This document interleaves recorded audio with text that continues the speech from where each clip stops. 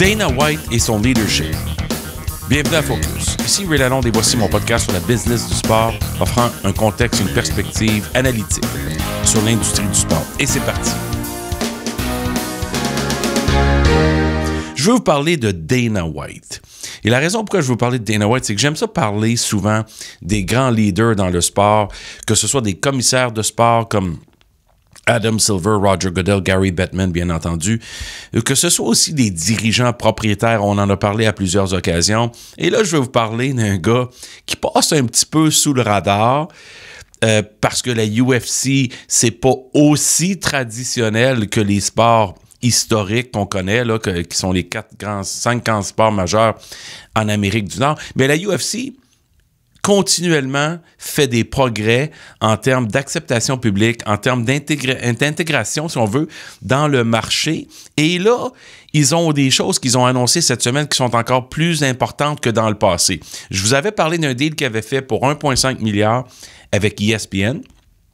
Mais là, ils ont prolongé ce deal-là à 7 ans avec ESPN et surtout avec ESPN+, pour les versions stream de tout ce qui existe dans le contenu de programmation de UFC.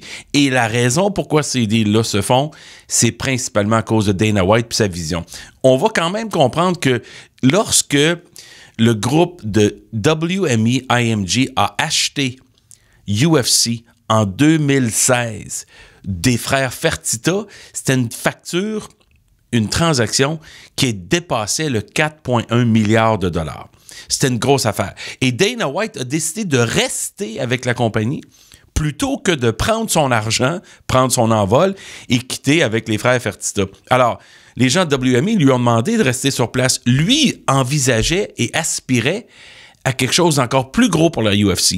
Et le plus gros, ça se traduit par ESPN. Mais quand on parle de Dana White, on peut parler de son salaire annuel qui dépasse 20 millions. On peut parler de sa valeur totale financière qui dépasse les 500 millions. Ça, c'est sûr que quand tu es dans une transaction qui vaut 4 milliards plus et que lui prétend que la business de la UFC a atteint même déjà 7 milliards de dollars, ben là, c'est normal que la valorisation de Dana White soit substantielle. Et dans ce cas-ci, presque 500 millions. Alors, Dana White a resté parce que lui, il veut faire en sorte que la UFC poursuive sa lancée de domination de sport de combat dans le monde. Et UFC est une marque connue, acceptée.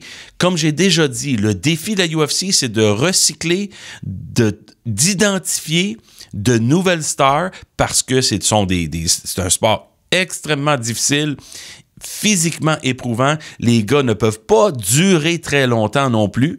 Donc, il faut constamment être en renouvellement, si on veut, de visage et d'identité et de branding de ces athlètes-là. Mais pendant ce temps-là, le produit continue sa croissance dans le monde entier et la fréquence et le contenu télévision ou le contenu disponible pour un ESPN continue de faire des siennes. Et ce succès-là, on le doit à Dana White parce que c'est son leadership, c'est sa façon d'être toujours la façade, le front guy, si on veut, de UFC. Quand on pense à UFC, on pense, oui, à Georges Saint-Pierre dans le passé, à John Jones, on pense à, évidemment, Conor McGregor, mais le gars qui est toujours omniprésent, la constante dans la UFC, c'est Dana White. C'est lui qui est toujours au niveau des pesées, au niveau des conférences de presse, au niveau des entretiens médias, au niveau économique, au niveau financier, au niveau de la business commerciale de la UFC, il est le visage. Et la constante fait en sorte que les gens identifient le produit à Dana White.